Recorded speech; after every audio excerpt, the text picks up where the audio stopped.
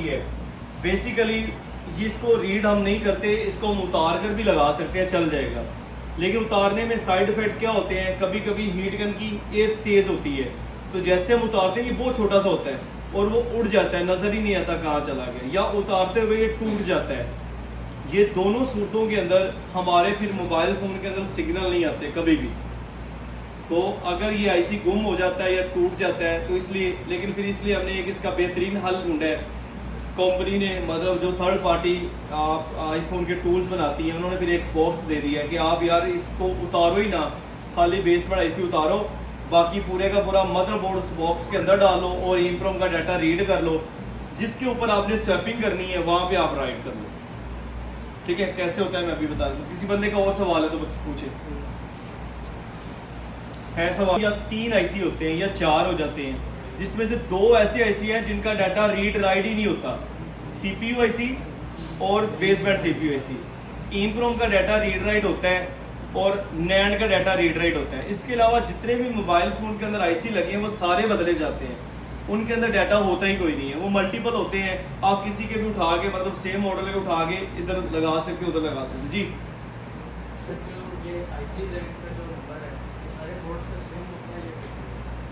बड़ा अच्छा सवाल पूछा आपने।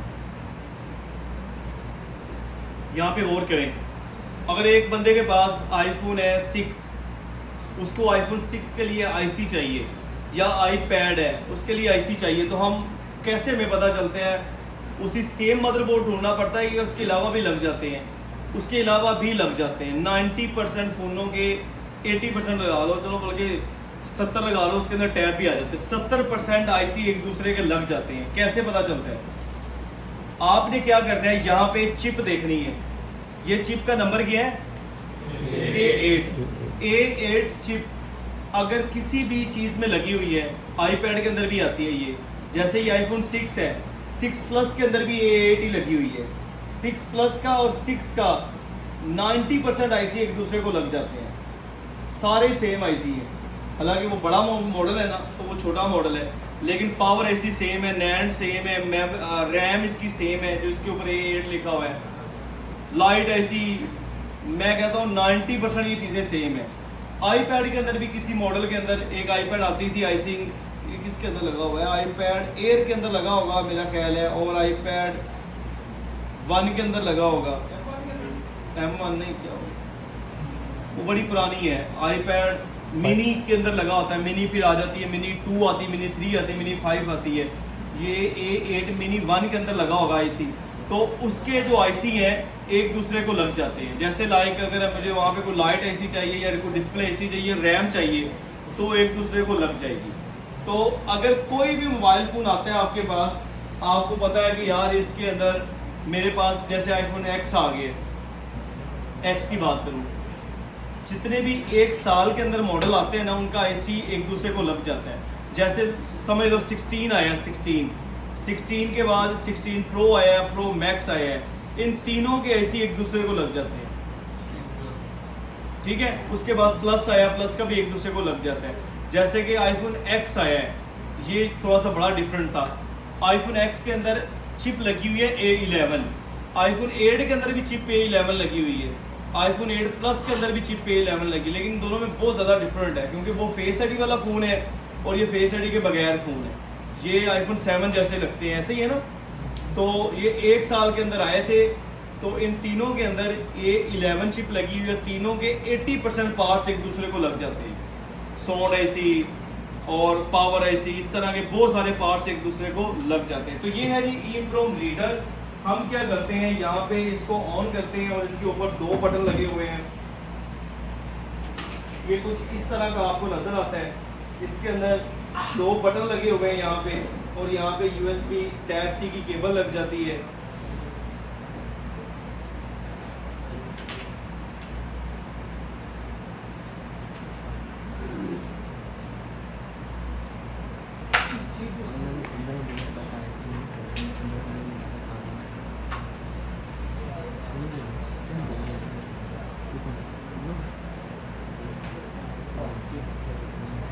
मेरे पास कोई पड़ी हुई है तो मैं उसका रिगाइड करता हूँ,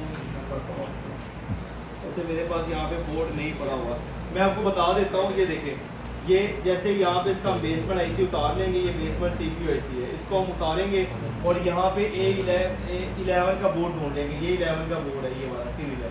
तो हम क्या करेंगे, इसको पूरे को यहाँ पे मदरबोर्ड को लगा देंगे और प्रेस करके यहाँ पे पहले रीड का बटन दबाएंगे।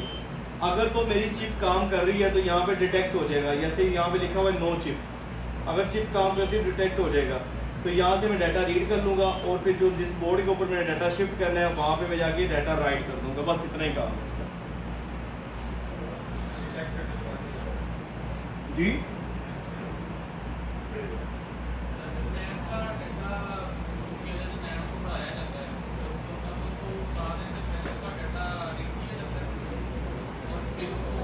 उतारने से पहले नहीं, उसको उतारने से पहले भी रीड कर सकते हैं, लेकिन ये कह लो कि इस टाइम आपको इसकी समझ ठीक से नहीं आनी। ये लेक्चर है नैंड का लेक्चर, उसके अंदर पूरी डिटेल लिखी होती है।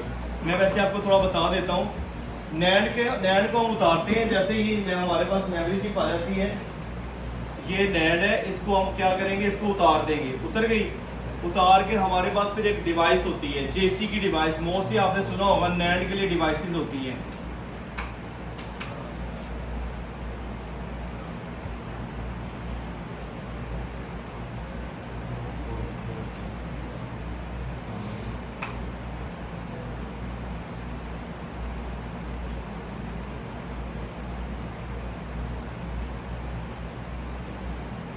नीचे से लेके आनी पड़ेगी, ले आओ फिर जाके खुद ही।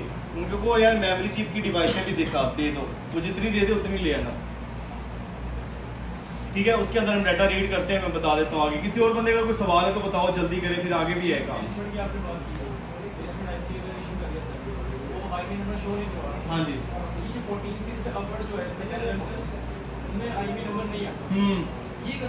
क्या होता है बेसिकली उनके अंदर ना ई सिम का आईसी लगा होता है।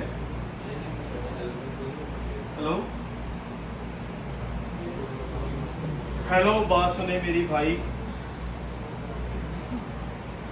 जो LLA मॉडल होते हैं उनके अंदर एक आईसी लगा हुआ है, उसको हम बोलते हैं इलेक्ट्रॉनिक्स आईसी, मतलब ई सिम का आईसी लगा होता है। वो जो ई सिम का आईसी है वो IMEI नंबर नहीं दिखाता भाई, ठीक है। अगर हम ई सिम के आईसी को ओपन कर देते हैं, उतार देते हैं, तो फिर आईसी वो बाय IMEI नंबर को दिखाएगा। बहुत सारे ऐसे फ़ोन होते हैं जिसके अंदर ई सिम होती है, उसके अंदर हम क्या करेंगे, उसका अगर हम IMEI नंबर चेक करते हैं तो हमें यहाँ पर ऊपर इलेक्ट्रॉनिक सिम की इंफॉर्मेशन नज़र आएगी। जो फिजिकल ड्यूल सिम होते हैं उसके अंदर ये इंफॉर्मेशन नज़र नहीं आती होती, सिर्फ 2 IMEI नंबर नज़र आएंगे आपको बस, ठीक है। जो LLA मॉडल होते हैं जिनके अंदर खाली ई सिम होती है, उनके अंदर यहाँ पे IMEI नंबर नज़र नहीं आता। लेकिन जो 19 वर्जन है उसके अंदर IMEI नंबर नज़र आएगा, उसके अंदर भी नज़र आएगा IMEI नंबर। लेकिन वो कह लो कि उसको वो बना ही ऐसे हुआ है, उसके अंदर IMEI नंबर नज़र नहीं आता, लेकिन उसका बेसबैंड आ रहा होता है। हाँ, जो हम LLA मॉडल को कन्वर्ट करते हैं फिजिकल सिम के अंदर, जो हमने सिम स्लॉट बना के लगाते हैं, उसके अंदर हम क्या करते हैं, पहले सिम जैकेट लगा लेते हैं, फिर हम अंदर से इलेक्ट्रॉनिक सिम का कनेक्शन काटते हैं। जब हम इलेक्ट्रॉनिक सिम का कनेक्शन काट देते हैं, वो इलेक्ट्रॉनिक्स आईसी का, ई सिम का, तो फिर ये वो डायरेक्ट फिजिकल सिम हो जाता है।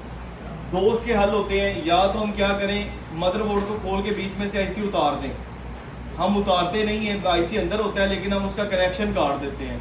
उसकी सप्लाई आ रही होती है, उस सप्लाई को हम काट देते हैं और वो ई सिम का आईसी ओपन हो जाता है और वो फिजिकल के अंदर कन्वर्ट हो जाता है। फिजिकल के लिए सिम जैकेट लगा के उसको चला लेते हैं और फिर जादू।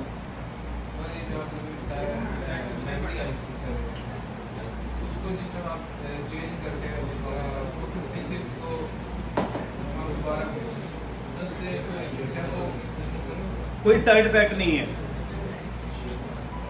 नैंड को अपडेट करना कोई भी साइड इफेक्ट नहीं है, कुछ भी नहीं होता। जब पहले दिन फ़ोन आता है, मैं पहले दिन उसकी मेमोरी को अपडेट करता हूँ। आपने वीडियो देखी होगी, ये जो 17 आया था, हमने 17 को पहले दिन अपडेट किया था। 15 भी आया था, उसको भी हमने किया था। ये 16 है ना, 17 भी आएगा तो उसको भी हमने करना है इंशाल्लाह। ज़िंदगी रही तो 16 को, और जो 17 मॉडल आएगा उसको हम यहाँ पे पहले दिन ही उसको लोग डब्बा खोलते हैं, हम पूरा फ़ोन खोलेंगे और खोल के देखेंगे अंदर क्या डाला हुआ है उन्होंने। तो उसकी मेमोरी अपडेट करेंगे। साइड इफेक्ट कोई भी नहीं होता, जैसे कि कोई 256 GB फ़ोन होता है, वही फ़ोन 1 TB में होता है, उसकी सिर्फ मेमोरी का फ़र्क होता है और कोई भी फ़र्क नहीं होता। सर आखिरी सवाल है आप लोगों का, पूछें। सर अब ये जैसे 16 Pro Max की नैंड है तो 15 की भी इसके अंदर नैंड लग जाएगी हाँ। और 14 की? आईफोन नैंड जो होती है ना मेमोरी चिप, ये बहुत सारे मॉडलों की सेम होती हैं। जो 14 मॉडल है, 14 और 15 की नैंड सेम है, 15 और 16 की भी सेम है। 16 के अंदर एक फ़र्क आया है, 1 TB की मेमोरी जो 15 की होती है वो थोड़ी सी चौड़ी होती है, मोटी होती है, थोड़ी सी बड़ी होती है। लेकिन जो 16 के अंदर मेमोरी चिप लगी है ना 1 TB की, वो स्लिम होती है। तो 16 की 1 TB की मेमोरी 15 की 1 TB की मेमोरी 16 को नहीं लगती। 16 के लिए 1 TB की मेमोरी उसकी अपनी ही बनी हुई है, इसलिए वहाँ पे जगह नहीं होती। 15 और 14 को सेम लग जाती है 1 TB की मेमोरी। उसके अलावा 512 GB की मेमोरी वो सेम एज इट इज लग जाती है।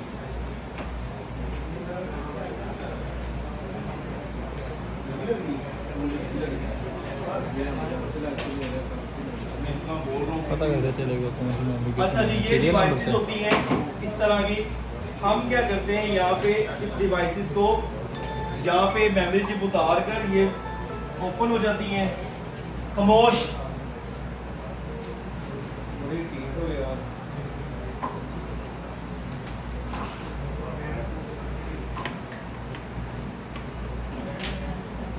ये अलग-अलग इस तरह की सॉकेट होती है। हम क्या करते हैं, यहाँ पे इसको लगाते हैं इस तरह, ये लैपटॉप के साथ कनेक्ट हो जाती हैं।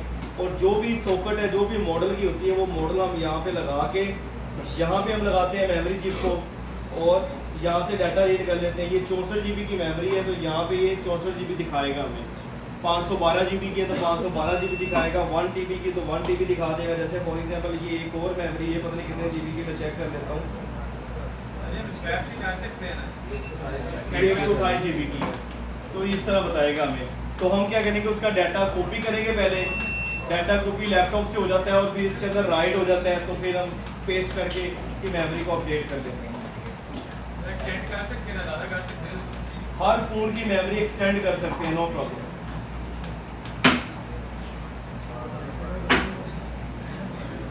चलें जी, आगे चलते हैं। आगे उसके अलावा ये तो हो गया आईसी की बात। बाकी इसके अंदर ये कंपोनेंट लगे हैं येलो कलर के, ये ब्लैक कलर के, इनको क्या कहते हैं, इनका काम क्या है, ये बहुत ध्यान से आपने देखना है। तो सबसे पहले जाते हैं, ये येलो कलर के काफ़ी ज़्यादा कंपोनेंट लगे हैं। इसका नाम है कैपेसिटर। इसको बोलते हैं हम कैपेसिटर। कैपेसिटर सी से स्टार्ट होता है। ये सी कैपेसिटर है। आप प्लीज़ खामोश हुए हैं। ये सी सीरीज है। जहां पर भी आपको सी नजर आएगा वहां पे आप करेंगे उसको कैपेसिटर है। ये ज्यादातर ये येलो कलर के होते हैं, लेकिन ये ब्लैक कलर के भी होते हैं, ये वाइट कलर के भी होते हैं। कहीं पर भी आपको सी नजर आ जाता है तो आपने उसको ये पढ़ना है कि ये कैपेसिटर है। उसके बाद आगे इसकी सीरीज है 1, 5, 5, 2, ये एक सीरीज है। कैपेसिटर का बेसिक काम क्या है पता है किसी को? चलो मैं बताता हूँ। कैपेसिटर का काम ये है कि एक तो ये कुछ हद तक अपने अंदर करंट को स्टोर करता है और उसी टाइम चार्ज डिस्चार्ज करता रहता है करंट को। उसके अलावा ये फिल्ट्रेशन का काम करता है, मतलब करंट को प्योर करता है। तीसरे नंबर के अंदर अगर फॉर एग्जांपल यहाँ पे इसका एक और बहुत बड़ा काम है, अगर ये 5 वोल्ट का कैपेसिटर लगा हुआ है, जैसे कि यहाँ पे ये कैपेसिटर लगा हुआ है 6.3 वोल्ट का, ठीक है। अगर इसके अंदर 7 वोल्ट का करंट आ जाए तो ये कैपेसिटर खुद शॉर्ट हो जाता है, आईसी को ख़राब नहीं होने देता। सिक्योरिटी के लिए भी लगा हुआ है कैपेसिटर। आईफोन की फ़ोनों जो आईसीज होते हैं उनकी सिक्योरिटी के लिए भी लगा हुआ है। इसलिए मोबाइल फ़ोन के अंदर कैपेसिटर की तादाद बहुत ज़्यादा है। तो बेसिकली कोई यूएफ कैपेसिटर होता है और कोई पीएफ कैपेसिटर होता है, ये दोनों के दोनों यहाँ पे लगे हुए हैं। इसको हम ऐसे पढ़ेंगे 10 यूएफ कैपेसिटर 20% का है और ये 6.3 वोल्ट के ऊपर लगा हुआ है, मतलब 6.3 वोल्ट का लगा हुआ है। यहाँ पर जो सप्लाई आ रही होती है ना वो तकरीबन 5 वोल्ट आ रही होती है। ये जितनी भी सप्लाई आ रही होती है उससे तकरीबन ये 1 या 1.5 वोल्ट ज़्यादा लगाया जाता है, सेम नहीं लगाया जाता। ज़्यादा लगाने का मकसद ये होता है कि अगर करंट ज़्यादा आ जाए तो ये करंट को फ़िल्टर कर देता है। और 90% बल्कि 80% चलो लगा लो, मोबाइल फ़ोन के अंदर कैपेसिटर ही ख़राब होते हैं। किसी का फ़ोन डेड हो जाता है, उसमें 80% कैपेसिटर कोई ना कोई ख़राब होता है, तो लोग नॉर्मली कहते हैं कि यार इसका पावर एसी ख़राब है जी, पावर एसी डलेगा या फलान डलेगा। ज़्यादातर कैपेसिटर ही ख़राब होते हैं, पावर एसी के ख़राब होने के भी चांसेस होते हैं, लेकिन 80% कैपेसिटर ही ख़राब होते हैं। चेक लेवल 2 में पता चलेगा, चेंज होते हैं, नो प्रॉब्लम। ठीक है, जितने भी आपको यहाँ पे नज़र आ रहे हैं C मीन्स कैपेसिटर है, और यहाँ पर जितने भी आपको नज़र आ रहे हैं सारे के सारे कैपेसिटर है। फॉर एग्जांपल यहाँ पे मैं एक और कैपेसिटर देखता हूँ, ये देखो, ये फ्यूज़ है, ये आ जाता है, ये FL है, वो ये देखें, ये एक ब्लैक कलर का है। अब इसको मैं अगर ओपन करूं तो यहाँ पर भी C आएगा, C मीन्स कैपेसिटर है। जो कैपेसिटर की अपनी वैल्यू होती है ना, वो ओपन लेयर होती है। ओपन लेयर मतलब अगर हम मीटर से इसकी वैल्यू को चेक करें, यार मैं 5 मिनट बैठ जाऊँ, आप सारे बोलो पहले, क्या ख्याल है?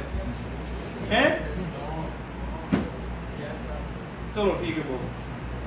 ये डिजिटल मीटर के साथ ये मीटर के ऊपर कुछ वैल्यू आती होती है, जो भी चीज़, किसी भी चीज़ की वैल्यू आए वो यहाँ पे लिखी जाती है, और इसकी वैल्यू है OL वैल्यू। कैपेसिटर की जो अपनी वैल्यू होती है वो OL आएगी। अगर कैपेसिटर आप चेक करते हो और कैपेसिटर की वैल्यू इस तरह की शो हो रही है 0 तो वो कैपेसिटर ख़राब होगा, वो कैपेसिटर शॉर्ट होगा। तो शॉर्ट कैपेसिटर की वैल्यू होती है 0, जो सही कैपेसिटर उसकी वैल्यू क्या होगी? OL, ओपन लेयर, मतलब कोई भी वैल्यू नहीं होती कैपेसिटर की। उसके बाद आ जाता है एक और कंपोनेंट आता है जिसको बोलते हैं हम रेजिस्टेंस। ये कंपोनेंट है, इसको बोला जाता है रेजिस्टेंस। तो रेजिस्टेंस की जो सीरीज है वो R से स्टार्ट होगी। कहाँ से? R का मतलब है ये एक रेजिस्टेंस लगी है। रेजिस्टेंस का काम क्या होता है? रेजिस्टेंस बेसिकली पहले इसकी मतलब इसकी वैल्यू होती है कितनी रेजिस्टेंस लगी है। जैसे यहाँ पे उसने लिखा हुआ है कि 1K की रेजिस्टेंस है, 1.00 तो ये 1K बनती है, तो इसकी 1K की रेजिस्टेंस है। रेजिस्टेंस स्टार्ट होती है ओहम से। 1000 ओहम की रेजिस्टेंस हो तो वो 1K की बनती है, 1000K की रेजिस्टेंस हो तो 1 मेगा की बनती है। तो रेजिस्टेंस का बेसिक काम है करंट के फ्लो को कम करना। इसके अलावा मल्टीपल ये काम आती हैं, ये सर्किट के हिसाब से लगी होती हैं, और कहीं पर भी आपको ये नज़र आ जाए तो ये R नज़र आए तो इसका रेजिस्टेंस होगा। इसकी जो वैल्यू होती है ये नंबर वाइज वैल्यू होती है, कहीं पर ये वैल्यू 500 दे रही होती है, कहीं पर 300 दे रही होती है। जो जितने K की रेजिस्टेंस है ये उस हिसाब से वैल्यू दे रही है। अगर इसकी वैल्यू OL आ रही है तो ये ख़राब है। आप मीटर से चेक करते हो वैल्यू आ रही है ओपन लेयर, तो इसका मतलब है कि रेजिस्टेंस ख़राब है। कोई ना कोई रेजिस्टेंस के ऊपर वैल्यू आनी चाहिए, ठीक है। तो रेजिस्टेंस का काम है करंट को कम करना। कहीं पर भी आपको R नज़र आ रही है उसको हम रेजिस्टेंस बोलेंगे, ये भी रेजिस्टेंस है, सारी रेजिस्टेंस लगी हुई है। उसके बाद तीसरे नंबर पे एक और कंपोनेंट आता है जिसको हम बोलते हैं फ्यूज़। ये भी मोबाइल फ़ोन के अंदर दूसरे नंबर पे सबसे ज़्यादा लगे होते हैं। पहले नंबर पे कैपेसिटर लगे हुए हैं, फिर ये लगे होते हैं फ्यूज़। तो यहाँ पे आपको नज़र आएगा फ्यूज़ FL। जहाँ पर आपको नज़र आए FL लगा हुआ है उसका मतलब है ये फ्यूज़ है। FL क्वाइल, L से क्वाइल होता है, तो हम इसको फ्यूज़ बोलेंगे। इसकी जो रीडिंग होती है ये कैपेसिटर के बिल्कुल ऑपोजिट होती है। अगर इसको हम चेक करते हैं, इसके ऊपर वैल्यू आ रही है 000 तो ये ठीक है। कैपेसिटर की वैल्यू आए 000 तो वो ख़राब है, ठीक है। इसकी अगर वैल्यू आ जाती है OL मतलब ओपन लेयर वैल्यू आती है तो ये वाला फ्यूज़ ख़राब है। अगर कैपेसिटर की ओपन लेयर वैल्यू आती है तो कैपेसिटर क्या है? ठीक है, ठीक है। तो बेसिकली ये सिक्योरिटी के ऊपर लगे होते हैं फ्यूज़। इनका इसका काम क्या होता है कि इसमें अगर कोई भी आगे शॉर्टेज आ जाए तो पीछे ये फ्यूज़ ख़राब हो जाता है। तो इसकी जो वर्थ की बात करूं तो इसकी बहुत कम वर्थ होती है, मतलब ये इतना महंगा नहीं होता, लेकिन ये पूरे का पूरा फ़ोन बचा लेते हैं। आपने देखा होगा मोस्टली बहुत सारी जगहों पे ये फ्यूज लगा होता है, जैसे इसके पीछे भी लगा होगा, लगा होगा यहाँ पे पीछे गोल सा फ्यूज होता है। यूपीएस के अंदर बड़े फ्यूज होते थे पहले, हमारे घर का तो बड़े फ्यूज उड़ते थे, तो पहले तो हम उसको रिपेयर करवाते थे, वो 1000 रुपये ले लेता था। फिर एक बंदे ने मेगा इसका फ्यूज ही खराब होता है, 5 रुपये का खुद ही लगा लिया। तो जो फ्यूज है ये बहुत ज़्यादा ख़राब होते हैं। तो ये हर मोबाइल फ़ोन के अंदर लगे होते हैं। इनका काम ये होता है, ये सिक्योरिटी बेस पे होते हैं, मतलब कभी आगे कोई चीज़ शॉर्ट हो जाए तो पीछे से ये फ्यूज़ ख़राब हो जाते हैं। तो इसको चेक करने का आपको मैंने बता दिया है। अगर ये ठीक होगा तो इसके ऊपर 00 रीडिंग आएगी, अगर ये ख़राब होगा तो इसकी रीडिंग ओपन लेयर आएगी। ओके, तो कहीं भी सर्किट के अंदर FL नज़र आए आपको, FL, उसका मतलब ये होगा कि ये फ्यूज़ लगा हो। चौथे नंबर के ऊपर एक और कंपोनेंट आता है, वो बड़ा मशहूर मरूफ कंपोनेंट है और ये मोबाइल फ़ोन के अंदर इसका बहुत ज़्यादा किरदार है। इसको बोलते हैं SMD कॉइल। ये कॉइल लगी हुई है, L कहीं पर भी लिखा होगा तो उसका मतलब होगा ये कॉइल है। तो कॉइल की जो रीडिंग होती है वो 00 होती है। और कॉइल का काम क्या होता है? कॉइल बेसिक 2 किस्म की मोबाइल फ़ोन के अंदर लगी होती है, एक बूस्ट कॉइल होती है, एक बक कॉइल होती है।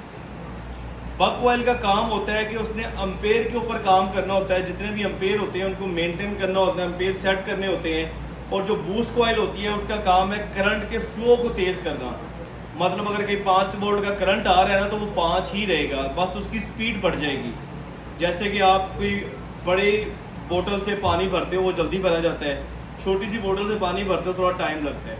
तो जो बड़ी बोतल होती है वहाँ पे आप ये समझ लो कि वहाँ पे उसने एक कॉइल लगाई हुई है जो बूस्ट करती है करंट को, स्पीड में लेके आती है। लेकिन ग्लास तो इतना ही है ना, यही भरा जाएगा ना, इससे ज़्यादा तो नहीं जाएगा। तो करंट उतना ही रहेगा, तादाद नहीं बढ़ेगी लेकिन उसकी स्पीड बढ़ जाएगी। तो इसी तरह उसके ऊपर बक कॉइलें लगी होती हैं। ये बक कॉइल है। बक कॉइल और बूस्ट कॉइल का हमें पता कैसे चलता है? एक तो हमें डायग्राम से पता चल जाता है, डायग्राम के ऊपर क्लिक करें तो यहाँ पे बक लिखा होता है। दूसरा हमें कहाँ से पता चलता है? जितनी भी बक कॉइलें होती हैं वो सारी की सारी मेन CPU IC के अंदर लगी होती है, मतलब CPU के करंट के ऊपर लगी होती है। अगर ये करंट CPU के ऊपर, CPU को करंट नहीं दे रही तो फिर हम इसको बक कॉइल नहीं बोलेंगे। ये कॉइल कहाँ जा रही है, करंट दे रही है CPU IC को। ये रेड डॉट कहीं पर सेम है, इसका मतलब ये होता है कि ये आपस में इनका कनेक्शन सेम है। तो ये बक कॉइलें होती हैं, जितनी भी ये लगी हुई हैं सारी की सारी बक कॉइलें हैं। और ये कॉइल जो लगी हुई है ये भी बक है, और इसके अलावा ये भी बक है। और जो ये कॉइल है ये CPU के ऊपर नहीं लगी, ये IC के अंदर लगी है, लाइट IC के अंदर लगी है, तो इसको हम बोलेंगे बूस्ट कॉइल। ठीक है, तो मोबाइल फ़ोन के अंदर इसका भी बहुत ज़्यादा किरदार होता है। अगर ये ख़राब हो जाए तो फ़ोन हमारा ऑन ही नहीं हो रहा होता। उसके अलावा एक और कंपोनेंट होता है जो सबसे कह लो कि पहले भी मैं इसका जिक्र कर चुका हूँ, बहुत ज़्यादा है लेकिन इसका किरदार बहुत ज़्यादा है। ये लगा मोबाइल फ़ोन के अंदर कोई एक आधा ही होता है, बस इसको बोलते हैं हम डायोड। D से स्टार्ट होता है। 2 किस्म के डायोड होते हैं, एक सिंपल डायोड होता है, एक जेनर डायोड होता है।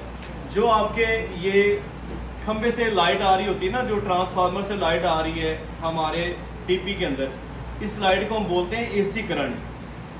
जो हमारे मोबाइल फ़ोन को चला रही है या कोई भी इलेक्ट्रॉनिक्स चीज़ को चला रही है उसको बोलते हैं हम DC करंट। AC को DC के अंदर कन्वर्ट करने के अंदर सबसे पहले जो कंपोनेंट लगता है ना वो डायोड लगता है। डायोड ऐसा कंपोनेंट है जो AC से DC के अंदर करंट को कन्वर्ट कर देते हैं।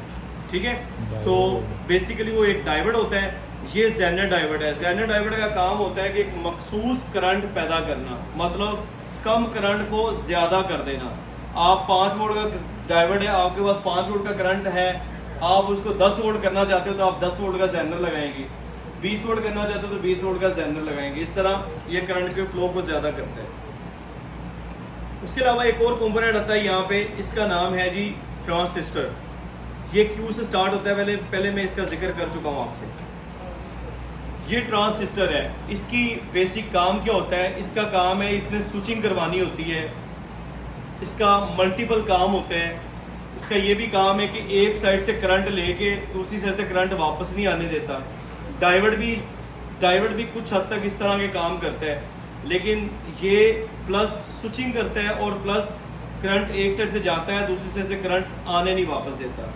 तो मोबाइल फ़ोन के अंदर ये भी कुछ कम लगे होते हैं, इतने नहीं लगे होते। डाइवर्ट और ट्रांसिस्टर ये आपको मोबाइल फ़ोन के अंदर गिने चुने नज़र आएंगे, 1 या 2, बस इससे ज़्यादा नहीं लगे होते। उसके अलावा मोबाइल फ़ोन के अंदर मेरा नहीं ख्याल कोई और चीज़ है, एक और चीज़ आती है ये वाली, इसको बोलते हैं हम पैकेज कैपेसिटर। ये 2 कैपेसिटर आपस में जुड़े होते हैं, काम इनका सेम लाइक वैसे ही होता है, ठीक है। ये पॉइंट है कैपेसिटर का और एक ये पॉइंट है कैपेसिटर का। उसके बाद एक और यहाँ पे कंपोनेंट आता है, इसको बोलते हैं हम FL कॉइल, मतलब इसको कॉइल बोलते हैं लेकिन इसको हम पैकेज कॉइल बोलते हैं। ये 2 कॉइलें जुड़ी हुई हैं, इसको हम पैकेज कॉइल बोलेंगे। यहाँ पे L नज़र आएगा तो L का मतलब क्या होता है, कॉइल।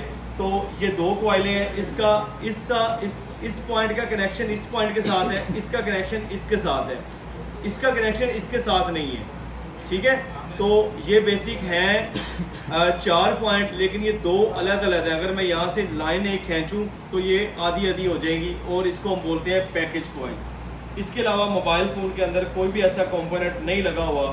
किसी बंदे को कोई चीज़ की समझ आई है, किसी को किसी चीज़ की समझ नहीं आई, कोई सवाल है तो मुझसे पूछ सकते हैं।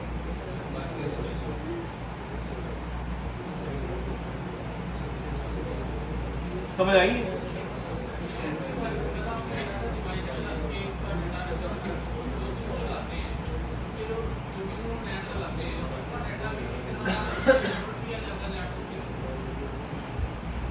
यार वो ना एक पूरा लेक्चर है, वो इतनी जल्दी आपकी समझ में नहीं आएगा। उसके लिए नैंड का एक लेवल 2 के अंदर और लेवल 3 के दोनों के अंदर नैंड का लेक्चर है।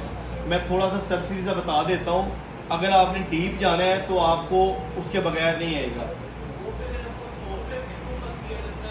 मोबाइल फ़ोन कोई आ जाता है 16 GB, हमने इसको 512 GB में कन्वर्ट करना है। हम क्या करेंगे, पुराने मोबाइल फ़ोन जिसको कन्वर्ट करना है 16 GB में, उसकी मेमोरी उतारेंगे। ऐसे ही है, ये मेमोरी उतार कर हम उस डिवाइस के अंदर रखेंगे।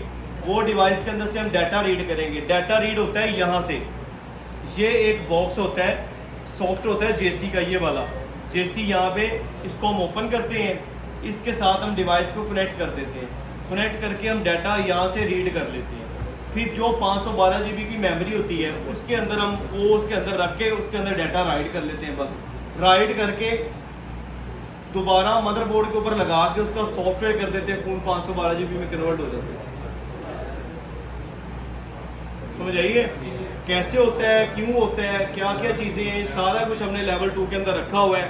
और लेवल 2 एक बड़ा हेल्पफुल है, मतलब मोबाइल रिपेयरिंग के लिए वो ज़रूरी है। ये देखो जैसे कि यहाँ से ये सारा रीड नज़र आ रहा है ना आपको, ये सारे डाटे हम रीड करते हैं यहाँ से। जैसे हम डाटा रीड करते हैं फिर इसके अंदर हम राइट कर देते हैं और ये चल जाता है। किसी भाई का कोई सवाल? जी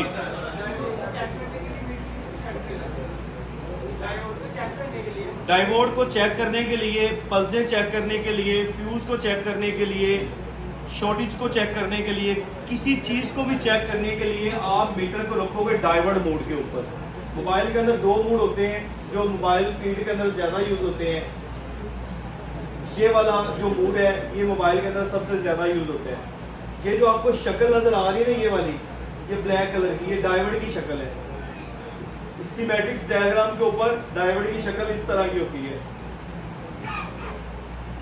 ये भी मैं आपको ग्रुप के अंदर सेंड कर दूंगा, ठीक है। इनकी शक्लें, रेजिस्टेंस की शक्ल स्कीमेटिक्स के अंदर कैसी होती है, डायोड की कैसी होती है, ट्रांजिस्टर की कैसी होती है, फ्यूज की कैसी होती है, सारी चीज़ें मैं आपको ग्रुप के अंदर सेंड करूंगा, तो वो आपने रीड कर लेनी है।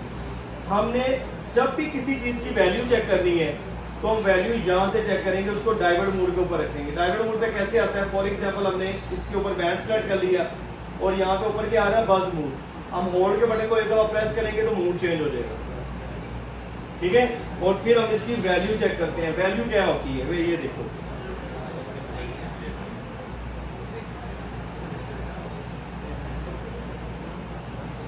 जैसे ये एक मेरे पास मदरबोर्ड है, इस मदरबोर्ड के ऊपर मैं इसकी वैल्यू चेक कर रहा हूँ।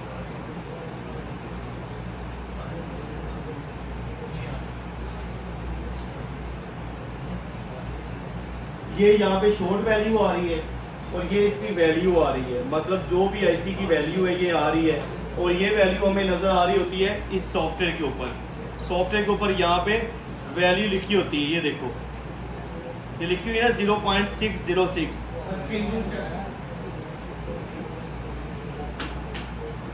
ये यहाँ पे सॉफ्टवेयर के ऊपर जैक के ऊपर अगर मैं वैल्यू देखूँ, यहाँ पे इसकी वैल्यू लिखी हुई है 0.606।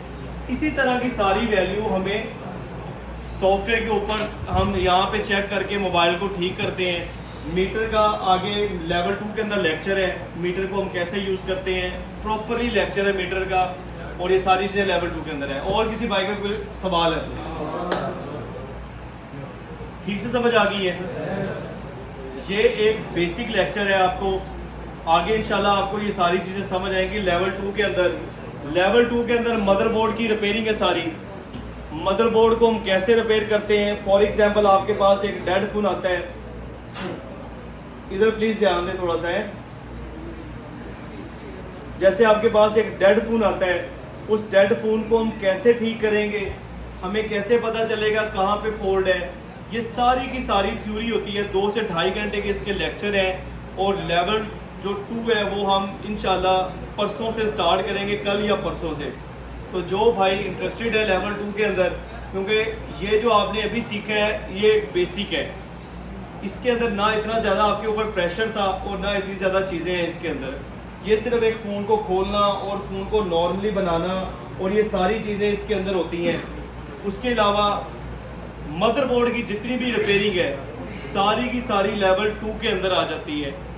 फ़ोन के अंदर वाईफाई का फॉल्ट है, फ़ोन के अंदर बेसबैंड का फॉल्ट है, फ़ोन के अंदर मेमोरी का फॉल्ट है, मेमोरी बढ़ानी है, मेमोरी के अंदर एरर आ जाता है, प्रोग्रामिंग कैसे करनी है, ये सारी की सारी चीज़ें जो है आपकी ये लेवल 2 के अंदर आती है।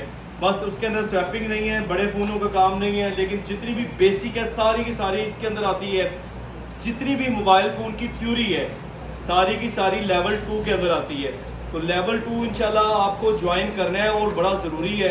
और उसके अंदर बहुत सारी चीज़ें हैं जो आपको मोबाइल फ़ोन को ठीक करने के लिए मिलेगी। समझ आई है? हर बंदे ने अपने लिए रिपेयरिंग करनी है, हर बंदे ने अपना यहाँ पे फ्यूचर ब्राइट करने के लिए आया है, अपनी रिपेयरिंग सीखने के लिए आया है।